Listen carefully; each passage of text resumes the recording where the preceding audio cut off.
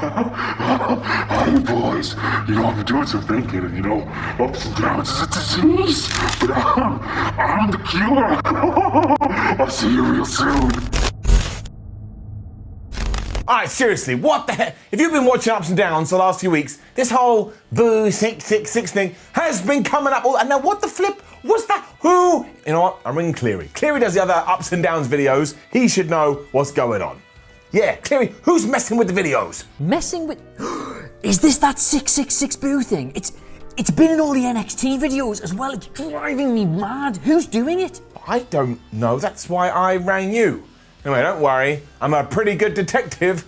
Like Batman, I'll keep my eye on it. And speaking of eyes, we have just had another episode of Friday Night SmackDown and Rey Mysterio has finally got his revenge. It was all satisfying and lovely and made you all feel warm and fuzzy in your tum-tum. But it doesn't mean it gets an up and it doesn't mean it gets a down. Well, no, it does get one of those things. The point is, we have to get to that point and say, finger of power, does it get an up or a down? And it will tell me, and then I will relay that information to you. We have started in a very weird place. Let's up those downs for the latest episode of SmackDown.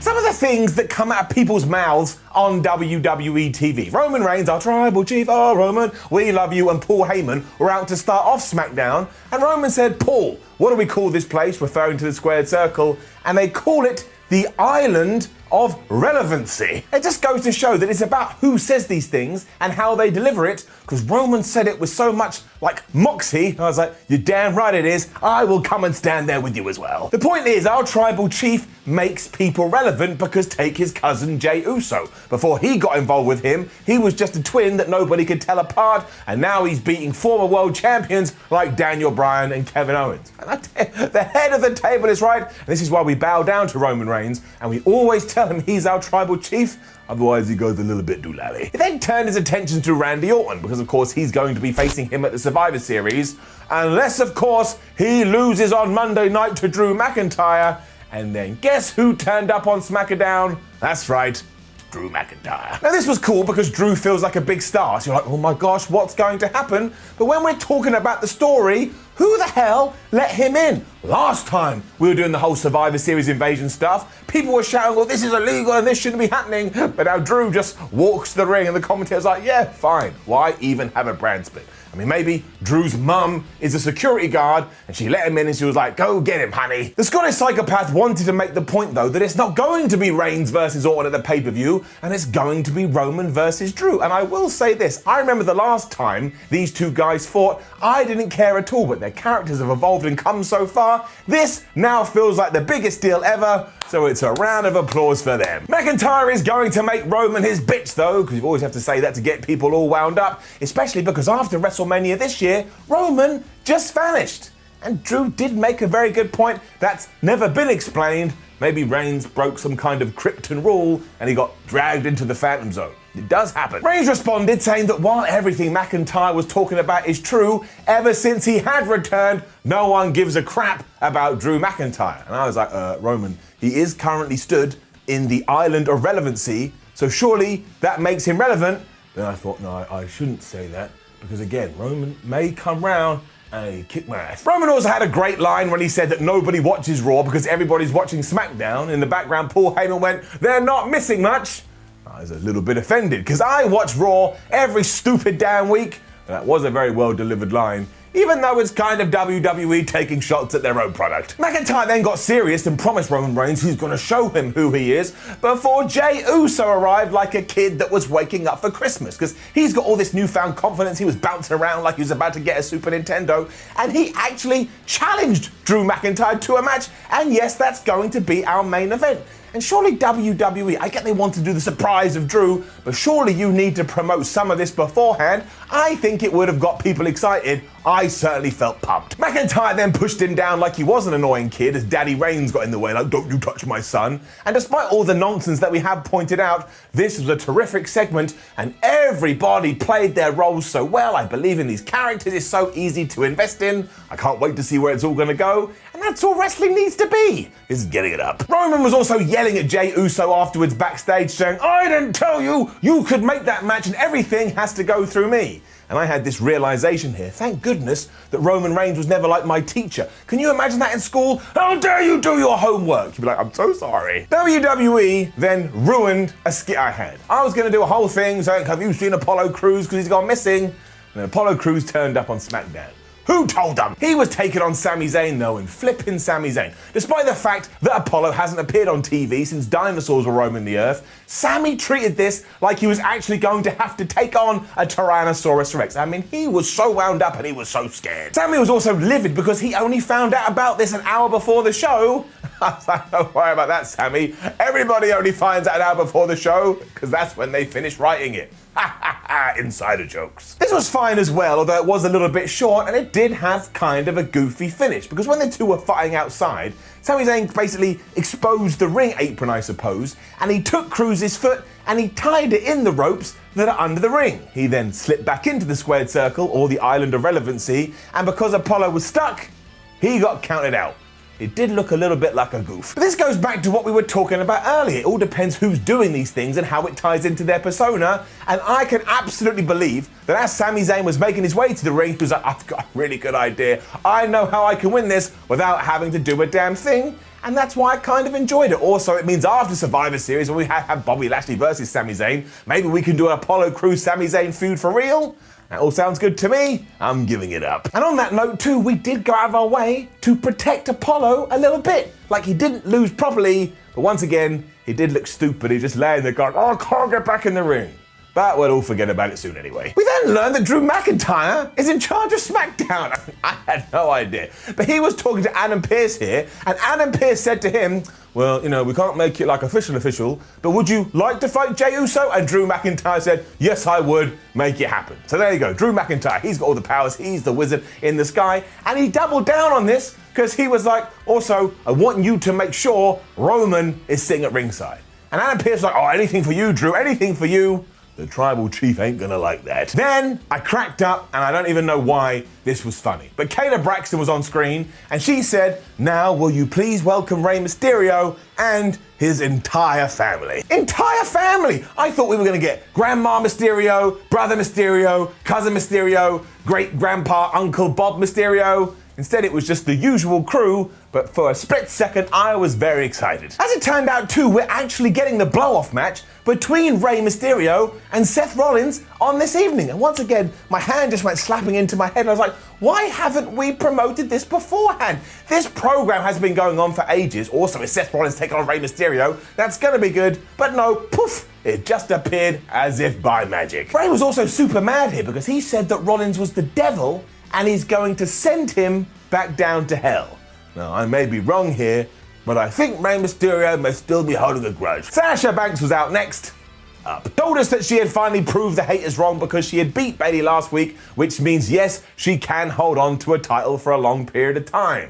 And once again, I was like, Sasha, that's not actually true. You have to have more than one title defense. Like, if you lose it to Carmella tomorrow, that will still be a really short reign.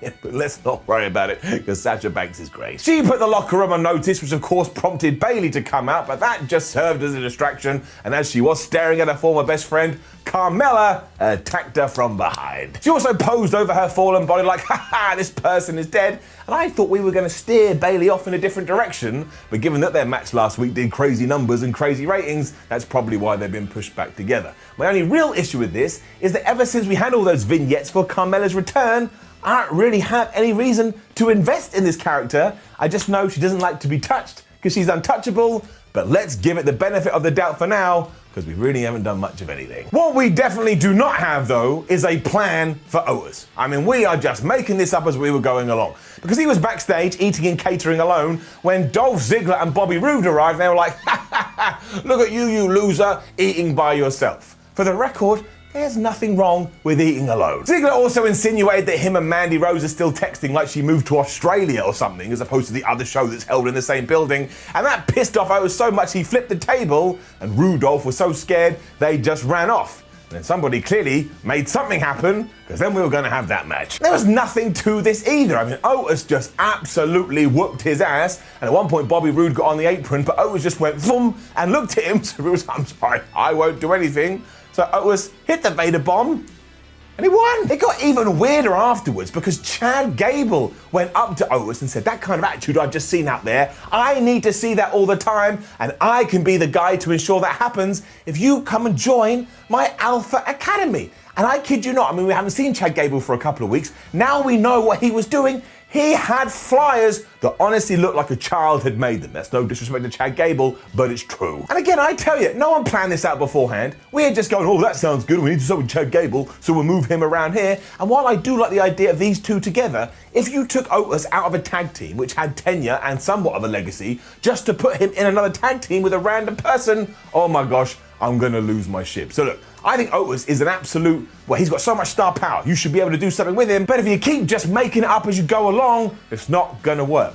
This felt like nothing, and that is ridiculous. That's why it's getting it down. Rey versus Seth followed this, and just to make it even more random, it was a no-holds-barred match.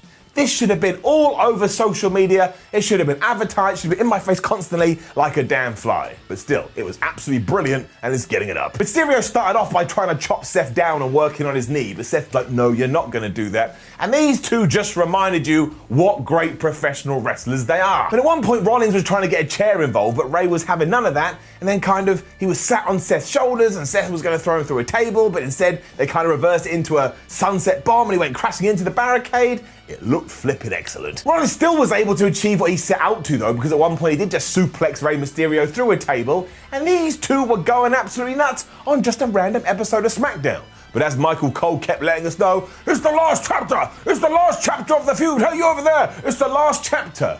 Once is enough, Mike. We don't need it 72,000 times. What really screwed Seth up is that he went to give the stomp to Rey on the steel stairs, but he missed, and that meant he jarred his knee once again. And from there, poof, you tell me. We saw power bombs through tables. Seth Rollins had another chair and he was going after Rey Mysterio's eye because that's what he does. And of course, we also got interference from Dominic, mostly because he's terrified that his father's going to end up blind. He got booted in the face for his troubles, and where Seth made a huge mistake was as Murphy came to get involved because he was at ringside, Seth said to him, keep your lady under control or something like that. Keep her muzzled, I think he said, which was like, and yeah, maybe if he hadn't done that, his fate wouldn't have been sealed. Because as they all got back in the ring, it looked like Murphy was going to attack Rey Mysterio, but instead, he turned on his leader, Seth Rollins, and he beat him up. Now, I do admit we probably should have teased this a little bit more, given it's only been a week since they got back together, but it was quite a nice moment. The Mysterio family celebrated because they now love Murphy, even though he did try to kill their father, but do not worry about that.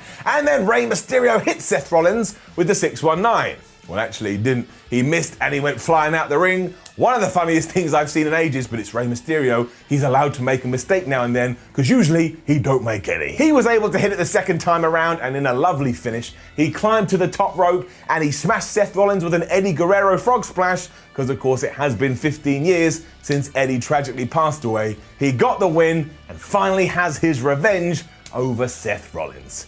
This was really nice. The aftermath was a little bit too much, but I suppose it had to happen because Rey Mysterio said to Murphy, you wanna have some approval from me? Get in the ring, and the whole family embraced. So again, do not forget, in the world of this story, he tried to take out Rey Mysterio's eye, but because he helped in a match around about 6 months later, now everyone is gonna be okay. I mean, they are better people than me, but we're kind of still not done here, or maybe we are with Seth versus Rey, because Rollins then found Mr. Pierce in the backstage area and said straight up, I don't care about Rey anymore, but what I do care about is formerly Buddy, now known as Murphy. I want to have a match with him, and we're gonna do that next week. Now, really, Murphy should win here, because Seth won the other one. I don't know what we're gonna do, but that's how I should feel. It's called being intrigued. This was WWE at its best. And talking of Adam Pearce, he was also having a chat with Natalya. Natalya was all like, I want to be in the Survivor Series team, even though she's tried like 47,000 times now and failed every single occasion. And he allowed her to have another go when he said, okay, well, we're gonna have another triple threat match. So what is even the point? The whole segment ended really weirdly as well as Chelsea Green, she of NXT, arrived and just smiled. And I know WWE does that all the time, but it is really awkward. Like, if I just stepped into frame and went, and didn't say anything, you'd be like, that bald asshole, he's a really quirky chap. None of that actually matters though, because this had a really sad ending. Because if you don't know, Chelsea Green actually hasn't been on television for maybe months, and at the start of this, she got chucked out the ring, she landed on her hand, and she broke her wrist. I think I felt my heart break too, because that is just so unfair. She's probably been desperate for this opportunity, and then it gets stolen away from her like somebody trying to steal candy from a baby. And that kind of ruined the whole thing for me. I already know what happened before I sat down to watch it. You can't enjoy things like this, and therefore it gets a down. Otherwise, this was fine. Chelsea Green was the surprise fourth person, so the other three, Tamina, Natalya, and Liv Morgan, just fought it out until Liv Morgan hit some kind of bulldog on Tamina and got the 1, 2, 3. And I tell you this, Liv Morgan does look quite good, and I believe Chelsea Green was meant to be the winner, but at least Liv Morgan going into the team gives her an opportunity instead. I suppose too that afterwards Natalya can be all mad because she never technically does lose, even though she doesn't win. I bet before long she gets in this team, and I'm gonna punch myself in the skull. We're just going round in circles. Interview with Drew McIntyre after this, where Kayla Braxton once again made a very good point. She was like, Drew, you shouldn't be fighting Jey Uso, you moron, because you've got to take on Randy Orton for the championship on Monday. Maybe you should be getting some rest. But Drew doesn't care. He just likes kicking people's ass. We also had some stupid skit with Big E and the Street Profits. I don't get what we're doing with any of these teams, but as it turned out, the Street Profits have spent all their time making some food in the shape of an L because the New Day are going to lose at the Survivor Series.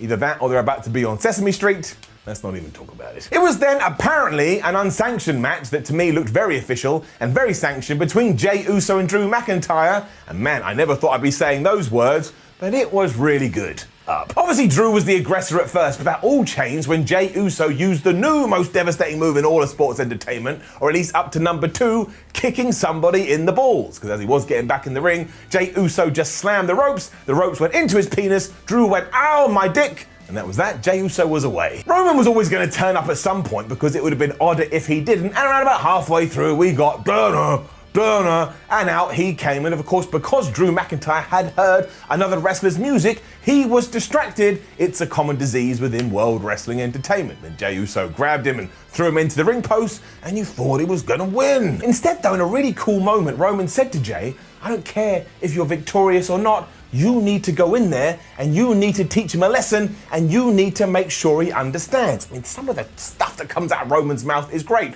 So Jey Uso then just went nuts and he started walloping Jey Uso. I mean, he was really giving him some, but unfortunately he did get a little bit too carried away.